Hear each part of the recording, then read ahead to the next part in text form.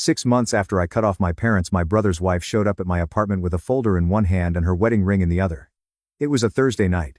I remember that because Thursday had become laundry night and I was standing in my kitchen wearing an old hoodie eating cereal out of a coffee mug because all my bowls were in the dishwasher. My life had gotten very quiet after I left my family behind. Not peaceful exactly. Quiet. There is a difference. Peace means you are settled.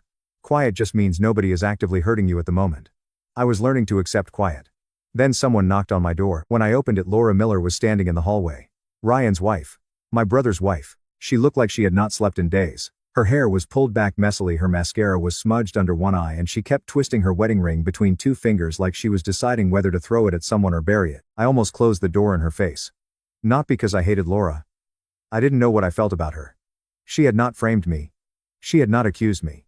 She had not fired me from the family business. But she had stayed married to the man who did. And after 6 months of silence, my apartment door was the last place I expected to find anyone with the last name Miller attached to their life. Ethan. She said, her voice barely above a whisper. I kept one hand on the door. What do you want? She swallowed. I know you have no reason to trust me. That's a strong opening. I know. I looked at the folder in her hand. What is that? She glanced down at it like she was afraid the papers might catch fire. The truth. I almost laughed. My family had used that word so badly it barely sounded real anymore. Laura looked up at me. Ryan lied. I said nothing. He lied about the money. It never went through your account. My hand tightened on the door. And your parents knew more than they told you. That was the first time in 6 months I heard the truth sound like my own name. I stared at her. The hallway light flickered above us, buzzing softly. Somewhere down the hall a neighbor's television played too loud. A laugh track filled the silence between us. I should have told her to leave. Instead I stepped back. Come in. She walked inside carefully like my apartment was a room full of glass. I did not offer coffee. I did not offer water. I did not pretend this was a normal visit between family members. She sat at my kitchen table. I sat across from her. The folder stayed between us like a loaded weapon. Before I explain what was in that folder, I need to tell you why I had cut off my parents in the first place. My name is Ethan Miller. I'm 34 years old. Until 6 months before that night I worked for my family's business, Miller Property Services. It wasn't huge. We managed small rental properties, handled maintenance contracts, coordinated renovations, and worked with local landlords who wanted one company to deal with everything from broken water heaters to tenant turnover. My father, Robert Miller, started it 25 years ago with one truck, a garage full of tools, and the kind of stubbornness that made him impossible to argue with. My mother, Diane, handled the books in the early years, then mostly moved into what she called family support, which meant appearing at the office whenever she felt like emotionally supervising adults. My older brother, Ryan, was in charge of client relationships. That meant he wore expensive shirts, took landlords to lunch, and said things like, long-term partnership, while I made sure the actual work got done. I ran operations. Vendor schedules. Invoices. Work orders. Property inspections. Tenant complaints. Contractor follow-ups. Emergency calls at 2 a.m. because somebody flushed something they should not have flushed. The glamorous stuff. Ryan got the handshake. I got the flooded basement. That had always been our dynamic. Ryan was the golden child. I was the reliable one. Ryan talked big. I cleaned up. Ryan forgot. I remembered. Ryan made promises. I turned them into tasks, invoices, and exhausted apologies. My parents treated that like balance. They called Ryan visionary. They called me steady. I used to think steady was a compliment. Eventually I understood it meant they believed I could carry more weight without making noise. Ryan had been protected since childhood. When he wrecked my dad's truck in high school, my father said, "At least no one was hurt." When I scratched the side mirror on my mother's car backing out of the driveway, I got a lecture about responsibility that lasted until I left for college. When Ryan lost $3,000, my parents gave him to start some online business selling custom phone cases. My mother said, "He's learning." When I asked for help with textbooks, my father said, "You're smart. You'll figure it out." That was our family. Ryan got room to fail. I got expectations. And for a long time I thought if I worked hard enough someone would notice. That is the dumbest hope a reliable child can have. People do not notice what they expect. They only notice when it stops. The accusation came on a Friday evening. I was in the office finishing payroll when my father called me into the conference room. That alone was strange. We did not really use the conference room unless a client was coming in or my father wanted to make something feel more serious than it needed to be. When I walked in, my parents were sitting on one side of the table. Ryan was sitting beside them. His eyes were red. That was the first warning. Ryan only cried in front of people when he had rehearsed. My mother had tissues in her lap. My father had a folder in front of him. I looked around. What's going on? My father did not tell me to sit. That was the second warning. He opened the folder and pushed a stack of papers across the table. Explain these. I looked down. Invoices. Vendor payments. Bank transfers. At first, I did not understand what I was looking at.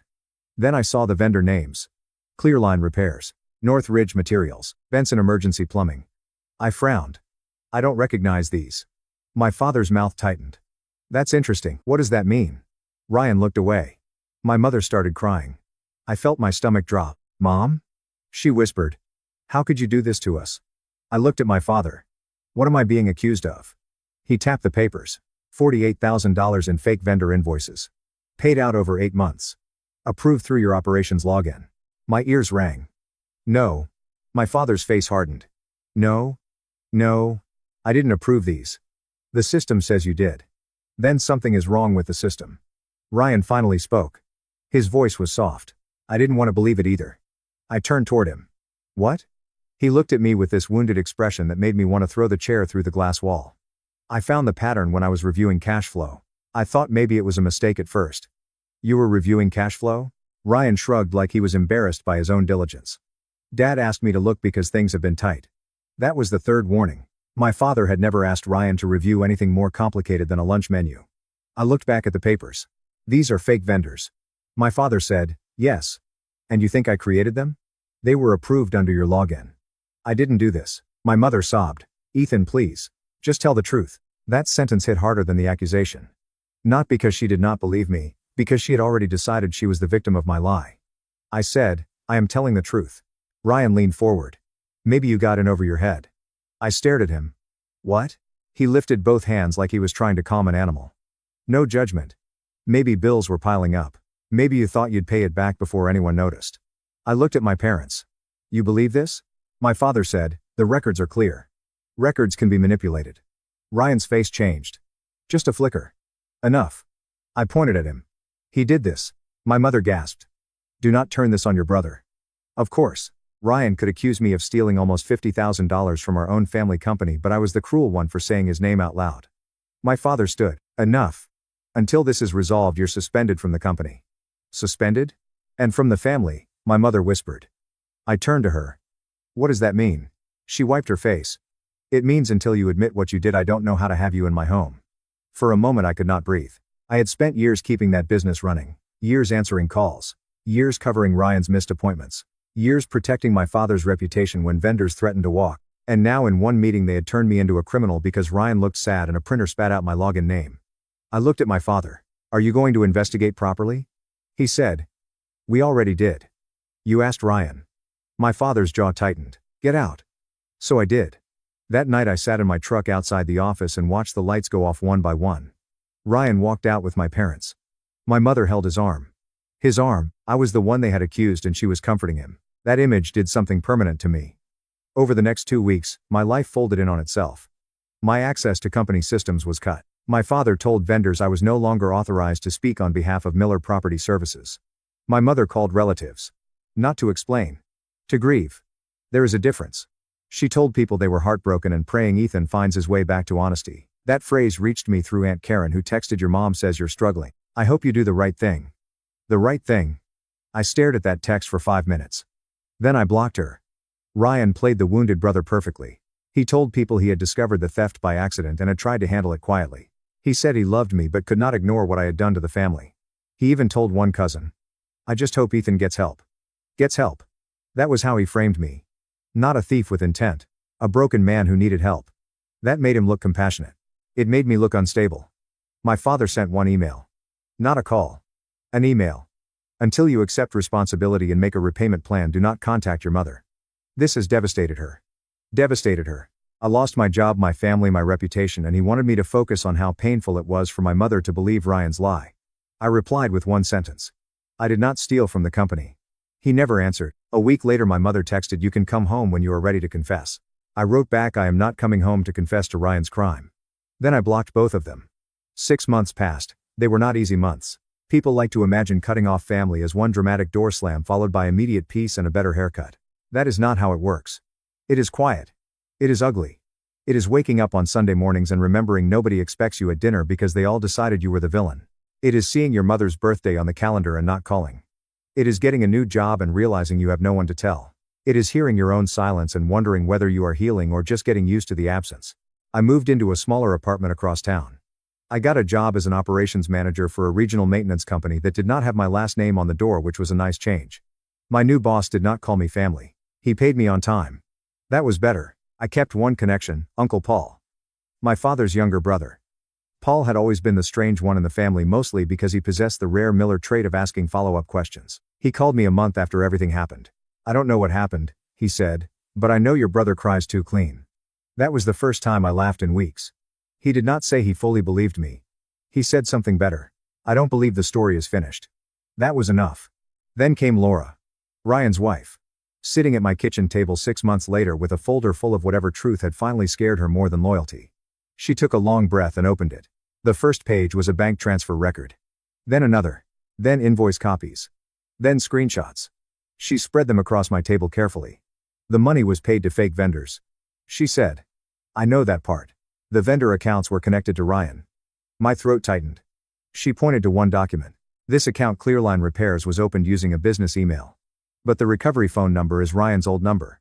The one he used before switching carriers. I picked up the page. My hands felt cold. How did you get this? I found it on his laptop. I looked at her. Why were you on his laptop? She laughed once bitterly. Because he lied to me too. I waited. She twisted the ring again. He took out a credit line using my information. I found out when a debt collector called me at work. I closed my eyes. Of course. Ryan did not stop because Ryan never stopped. He just changed victims. Laura continued. I started looking through everything. At first I thought I was just looking for what he did to me. Then I found folders labeled Old Cleanup. Old Cleanup? She nodded. That's where these were. The next document was an email draft from Ryan to himself. It contained invoice names, amounts, and dates. The same fake invoices I had been accused of approving. Then came a screenshot of a login report. My operations login had been used at times I could prove I was not in the office. One of them was during a dentist appointment. Another while I was out on a client's site with location tagged photos. The IP address was traced to the office computer in Ryan's sales room. I stared at the report. For 6 months I had carried the shame of an accusation I knew was false but could not disprove. Now it was sitting in front of me, printed in black and white. Laura pulled out her phone. There's more. She played a voice memo. Ryan's voice filled my kitchen. I'm telling you, Ethan was the perfect person to blame because Dad already thought he was jealous of me. Mom will cry, but she'll believe whatever makes me look like I tried to save the business. My body went completely still. Laura paused the recording. Neither of us spoke. Then she said softly, I'm sorry. I looked at her. Why now? She swallowed. Because he did it to me too. And because I kept telling myself what happened to you is family drama, or maybe exaggerated, or maybe none of my business. Then I saw the files. And I realized I had been sleeping next to the truth for months. I looked back at the papers. Did my parents know? Laura's face tightened. They didn't plan it. At least I don't think they did. That's not what I asked. She opened another section of the folder. Text messages. Diane to Ryan. Your father cannot handle another scandal. If Ethan stays away for a while, things will settle. Another. I know you made mistakes, but your brother is stronger. He will survive being angry. You will not survive being exposed. I read that 1-3 times. Your brother is stronger. He will survive. There it was. Not proof that my mother created the lie. Something worse. Proof that she saw smoke and chose to protect the arsonist because she believed the house could spare one more room. I sat back. Laura said, I'm filing for divorce. I nodded. I figured. I'm not asking you to help me. Good. But Ryan is moving money again. Your father still doesn't know the full truth. Diane is trying to convince him that Ryan just made some bad financial decisions. I looked at the folder. Bad financial decisions. That's what she calls fraud when it belongs to Ryan. I almost smiled. Almost. Laura said, I came because if you want to clear your name, you need to do it before they bury this again. That was the thing about my family. They did not solve rot. They carpeted over it and complained when the smell became inconvenient. I took photos of every document. Then I called a lawyer. Not because I wanted revenge. That is what people always assume. But revenge is hot. Messy.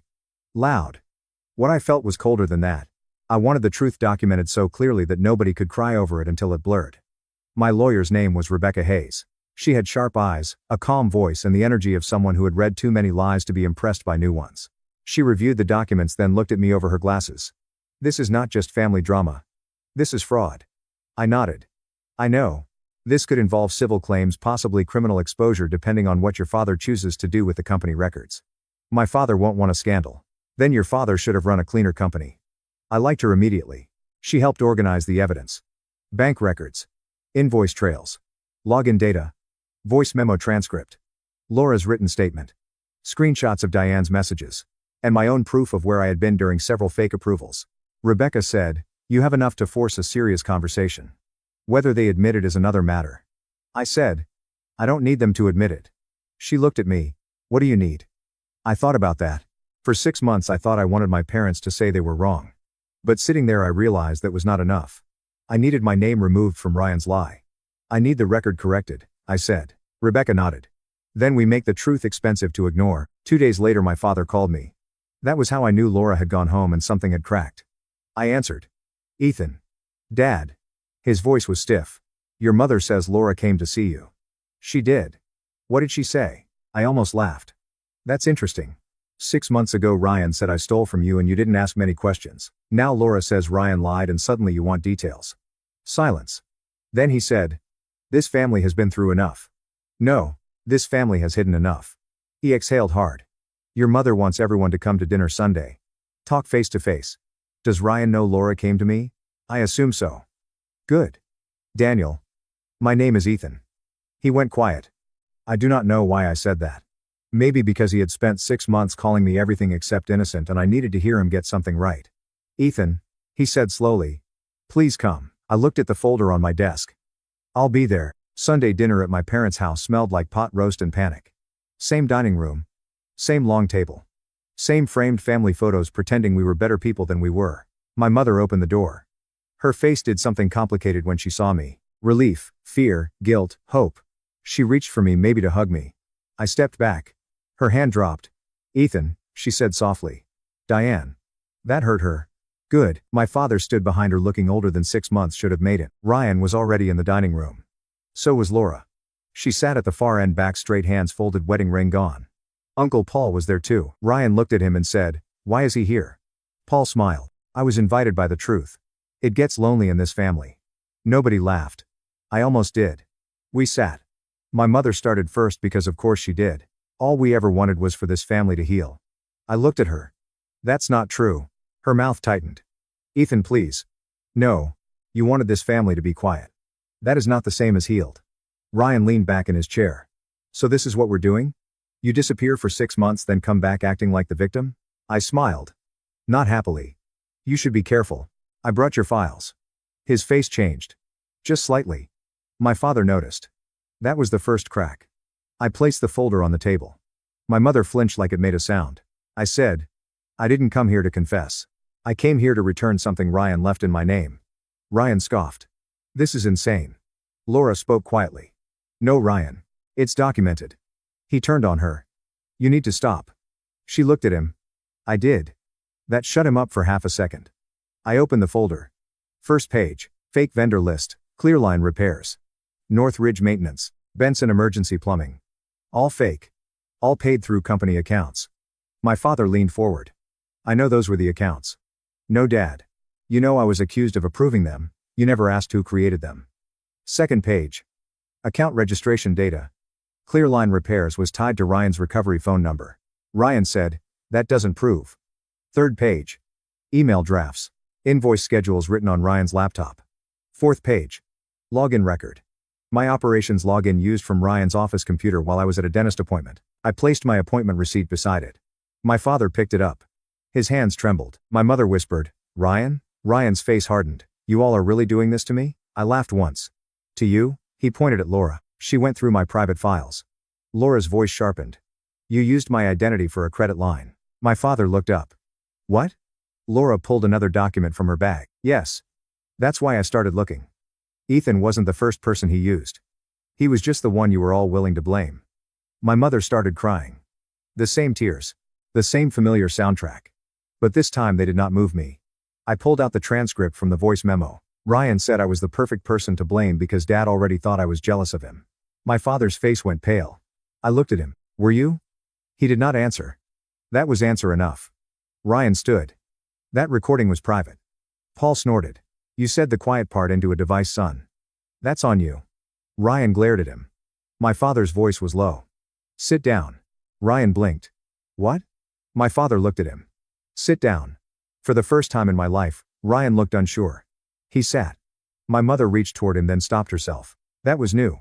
I placed the final page down. Diane's texts. My mother saw them and covered her mouth. I read one aloud. I know you made mistakes, but your brother is stronger. He will survive being angry. You will not survive being exposed. The room went silent. I looked at her. You knew enough to doubt him. She cried harder. I was trying to keep the family together. No.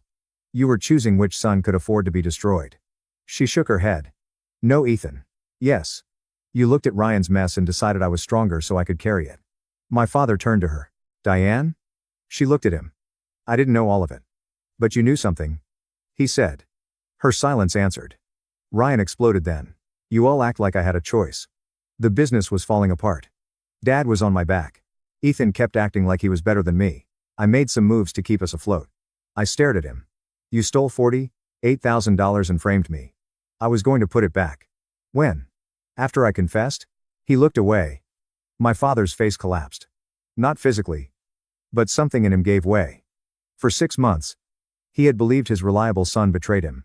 Now he was staring at the son he protected and realizing the betrayal had been sitting next to him at dinner. He said, Ryan, did you do this? Ryan slammed his hand on the table. You wanted this company to look strong. I did what I had to do. That was not yes, but it was close enough for everyone in the room. My mother whispered, Ryan, please. He turned on her. Don't act shocked. You knew Dad couldn't handle another failure. You told me Ethan would survive. I looked at her. She closed her eyes. There it was. The whole rotten shape of it. Ryan made the lie. My mother protected the silence. My father believed what was easiest. And I was the receipt they pinned to Ryan's crime. I stood. My father looked at me. Ethan. I held up a hand. No. Not yet. His mouth closed. You don't get to apologize before you understand what you did. My mother sobbed. I'm your mother. You were my mother when you told me I could come home if I confessed. She flinched. I was hurt. So was I. You just didn't care because Ryan looked more fragile. Laura stood then. Her voice was shaky but clear. I'm filing for divorce. I'm also filing a report about the credit line. Ryan stared at her. You're going to ruin me too? She shook her head. No, Ryan. I'm just done helping you bury everyone else. Uncle Paul leaned back in his chair. About damn time someone put that on a greeting card. My father looked at me. What happens now? I picked up the folder. My lawyer has copies. I want my name cleared in writing. I want the company records corrected. I want every relative you told about me stealing to receive the truth from you. Not me. You. My mother whispered. And Ryan? I looked at him. That's between him, the company, Laura, and whatever legal consequences he earned. She started to say something. I cut her off. And before you say he is still my brother, remember this. He was my brother when he made me a criminal in your eyes. The words landed hard. My father covered his face with one hand. Ryan said nothing. For once Ryan had no room to perform. I walked out before anyone could ask me to be reasonable. Reasonable is a dangerous word in families like mine. It usually means the person who got hurt should lower their voice so everyone else can stay comfortable. In the weeks that followed, things moved fast. My father sent a written statement to relatives admitting the company had uncovered evidence that Ryan created the fake vendor scheme and that I had been wrongly accused. It was stiff. Corporate, painfully formal. But it had the words. Wrongly accused. I printed it and kept one copy. Not because I needed to reread it every day. Because after 6 months of being called a thief, seeing the correction in writing felt like air entering a room that had been locked too long. Ryan resigned from the company before my father could formally remove him. Classic Ryan. Always leaving one step before the boot hit. Laura filed for divorce. From what Paul told me, Ryan tried to tell people she was unstable, vindictive, emotional, but this time the story did not stick as easily. Evidence has a way of making performance look tired. My mother wrote me a letter, 4 pages. She said she was sorry. She said she did not know how to face what she had done. She said she did the accuse us as the accusation, and she now understood how cruel that belief had been. That line stopped me, not because it fixed anything, because it was the closest she had come to the truth. She had believed I could survive being sacrificed. And maybe I could. But survival is not the same as permission. My father called me once. I answered. He said, I failed you. I stood by my kitchen window looking at the parking lot below. Yes. I said. He was quiet. I should have asked more questions. Yes. I should have believed you. Yes. I don't know how to fix this. That was the first honest thing he had said in months. You can't fix it, I said. You can only stop lying about it. I have. We'll see. It was not forgiveness. But it was something. Laura sent one message through Paul. Thank you for listening when I showed up. I know I was late, I'm sorry. I replied, you brought the truth when nobody else would. That matters. I never saw her again. Good. Not every woman who brings the truth has to become part of the ending. Sometimes she just opens the door and walks out of the lie too. As for Ryan, he called me from a number I did not recognize. I answered because I was curious. You got what you wanted, he said. I looked at the corrected company statement on my desk. No, bull. You think I wanted this? You wanted me exposed. I wanted my name back. The fact that you were standing on it was your problem. He laughed bitterly. You always thought you were better than me. No, Ryan. I just finally stopped living like I was less. He had no answer. Then he said, Mom's destroyed. That old hook. Mom is hurt. Mom is crying. Mom is devastated. For once it did not catch. I said, then comfort her, you've had plenty of practice being the reason. He hung up. 6 months after Laura showed up at my door, my life was quiet again. But this time it was closer to peace. I kept my job. I moved to a better apartment. I bought actual bowls. Growth is not always dramatic. Sometimes it is eating cereal from the correct dish and not wondering if your mother thinks you are a criminal. Uncle Paul came over one Saturday to help me hang shelves, which turned into him criticizing my level for 20 minutes and then admitting he forgot his glasses. He looked around my apartment and said, feels better in here. I nodded. It does. You going back? To the family? Yeah. I thought about my mother's letter. My father's call. Ryan's silence. The business. The lie. No, I said. Not yet. Paul nodded. Good. Don't let people rush you back into a burning house just because they finally opened a window. That was Uncle Paul. Useful greeting card wisdom with mild property damage. People later asked me if clearing my name made everything better. No. It made things true. That is different. Truth does not give you back 6 months of isolation. It does not erase the nights you sat alone wondering how your own parents believed the worst version of you so quickly. It does not unwrite the texts. It does not make Thanksgiving photos less painful. But truth gives you ground. And after living under a lie, ground feels like mercy. So Ida for refusing to forgive my parents after my brother's wife proved they hid the truth that ruined my life? Maybe some people will say yes. Maybe they will say parents make mistakes. Maybe they will say Ryan was the real villain and my parents were manipulated. Maybe part of that is true. But manipulation only works when it lands somewhere willing. My brother lied. My parents chose his lie, and when doubt appeared they protected the version of the family that made them comfortable. The lie cost me 6 months of silence. My parents' silence cost them a son. And when the truth finally knocked on my door, I did not go back to save the family. I went back to take my name out of their lie. Thank you so much for watching until the end. If you really like our videos, please don't forget to like, share, and subscribe. Have a great day.